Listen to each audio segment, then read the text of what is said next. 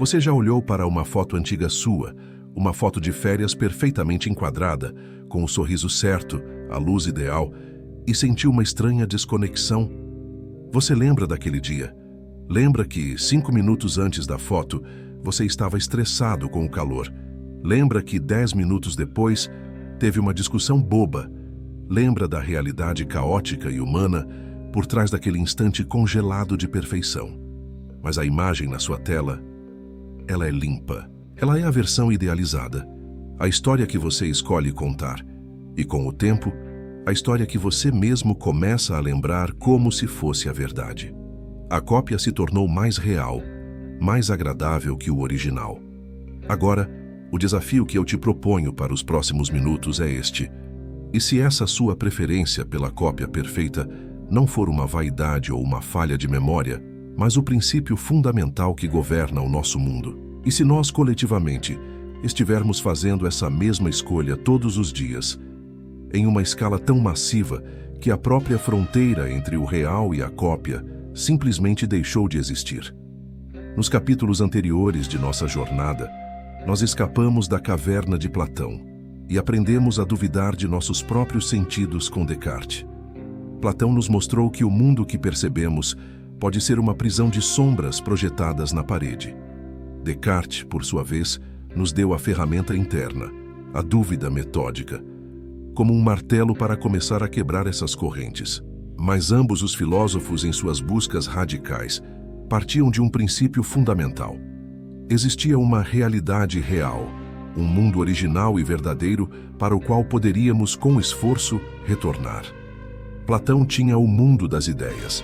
Descartes tinha a certeza do eu pensante e de Deus. Mas e se não existisse? E se a cópia se tornasse tão perfeita, tão sedutora, tão onipresente, que a própria ideia de um original perdesse completamente o sentido? E se a sombra na parede se tornasse mais interessante que o objeto que a projeta? Bem-vindo ao capítulo 4, e bem-vindo à mente vertiginosa do filósofo francês Jean Baudrillard. Há uma curiosidade no filme Matrix que é a chave para este capítulo. No início, quando Neo é apenas Thomas Anderson, um programador de dia e um hacker em busca de respostas à noite, ele esconde seus arquivos ilegais dentro de um livro oco. Esse livro não é qualquer um, é Simulacros e Simulação, a obra-prima de Baudrillard, publicada em 1981. As diretoras, as irmãs Wachowski, não estavam apenas fazendo uma homenagem a um pensador que as inspirou. Elas estavam, literalmente, nos entregando o manual de instruções filosófico para decodificar a Matrix. Elas estavam dizendo: a resposta que você procura está aqui dentro. Baudrillard foi um sociólogo e pensador pós-moderno que olhou para o nosso mundo no final do século XX, um mundo já saturado de televisão, publicidade, imagens e informações, e chegou a uma conclusão chocante e profética. Nós não vivemos mais na realidade. Nós vivemos em algo que ele batizou de hiperrealidade.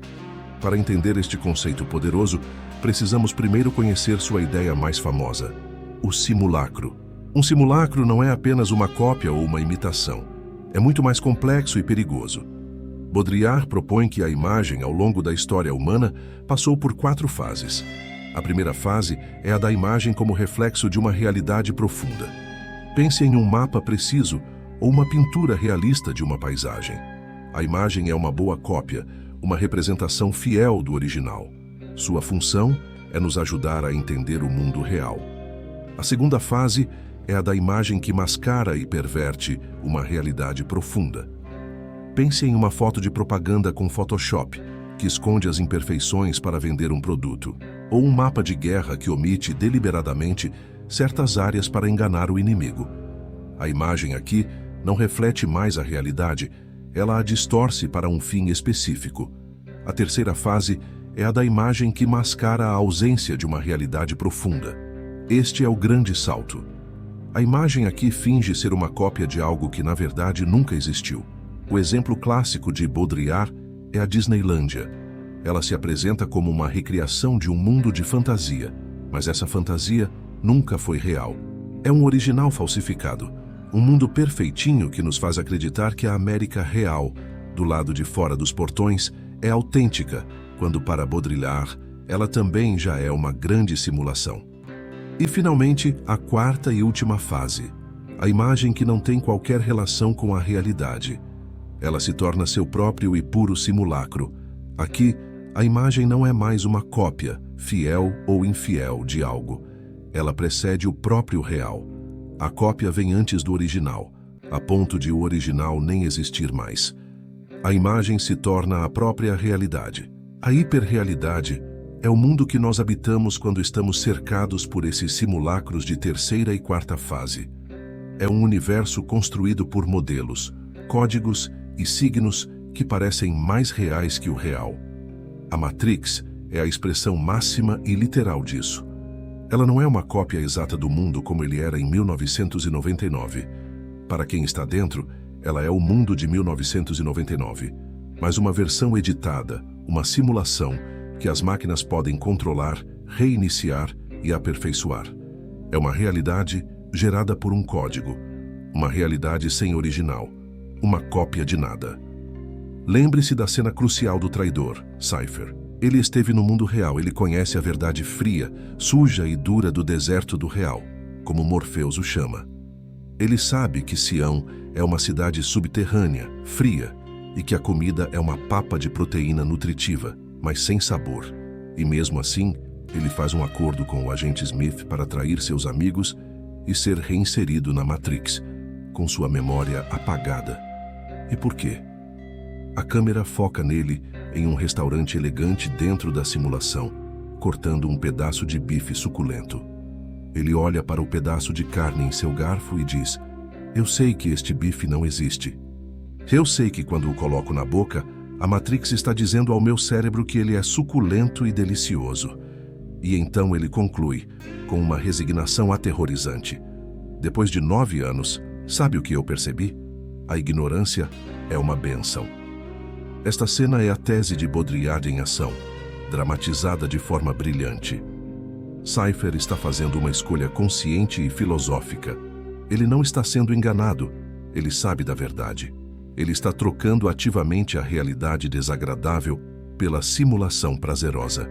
A hiperrealidade do bife, a simulação perfeita do signo suculento e delicioso, tornou-se infinitamente mais desejável para ele do que a realidade da papa de proteína na nave Nabucodonosor. A cópia sem original venceu. A prisão da Matrix não precisa mais te prender à força se você implora para ser aprisionado nela. O poder do sistema não está mais na coerção, mas na sedução. Agora, a pergunta inquietante que a filosofia de Baudrillard e a escolha de Cypher nos forçam a fazer: e nós? Será que estamos tão distantes assim dele? Quantas vezes por dia, em pequenas e grandes decisões, nós fazemos a mesma escolha? Pense nas redes sociais, as nossas matrizes pessoais e voluntárias. Você não posta a realidade crua da sua vida. Você posta um simulacro cuidadosamente construído.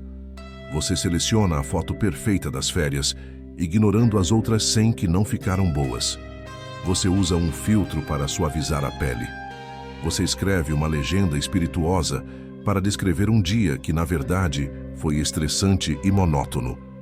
Você constrói um avatar, uma versão melhorada de si mesmo.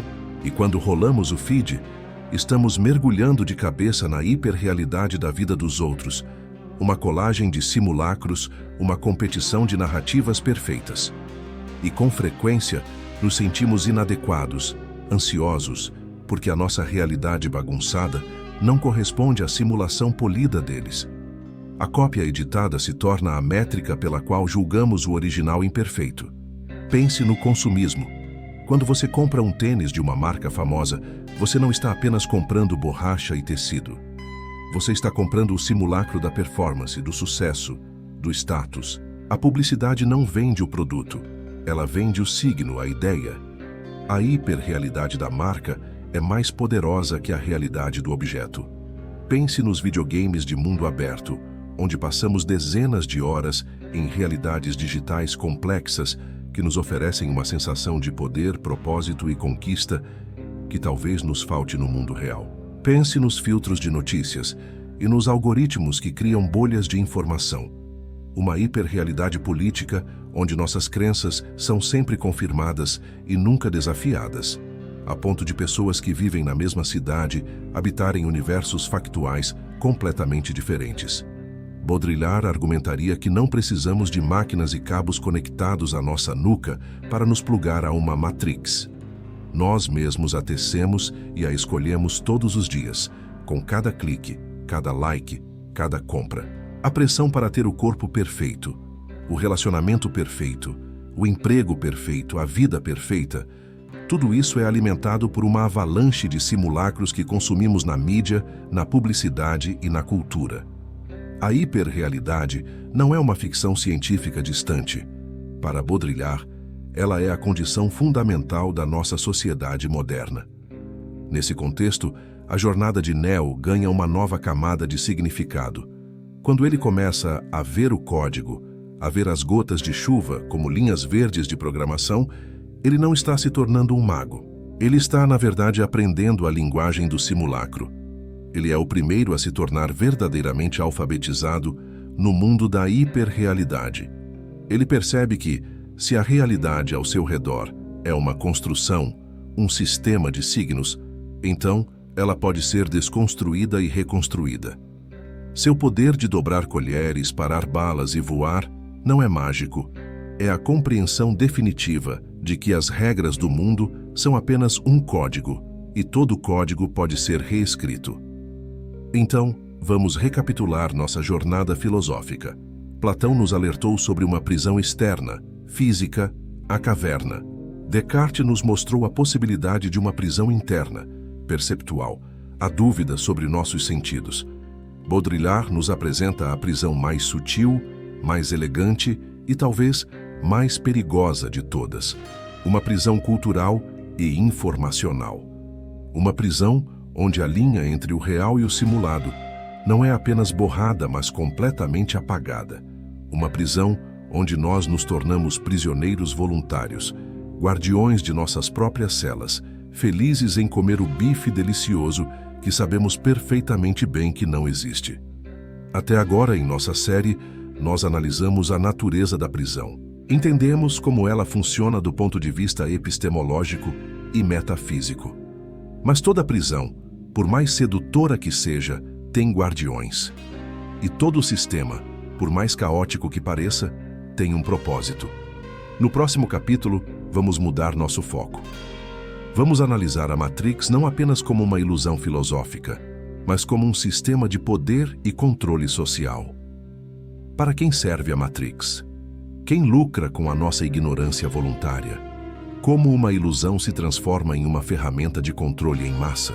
Se este mergulho profundo na hiperrealidade te fez olhar para a tela do seu celular de uma forma diferente, te fez questionar a perfeição do seu próximo feed, junte-se a nós. Curta este vídeo, compartilhe com quem precisa duvidar um pouco mais da realidade e inscreva-se para o próximo passo de nossa investigação. Ative o sininho, pois vamos começar a analisar quem realmente está no comando. Quem são os arquitetos por trás do sistema? Obrigado por assistir. E questione a realidade, sempre.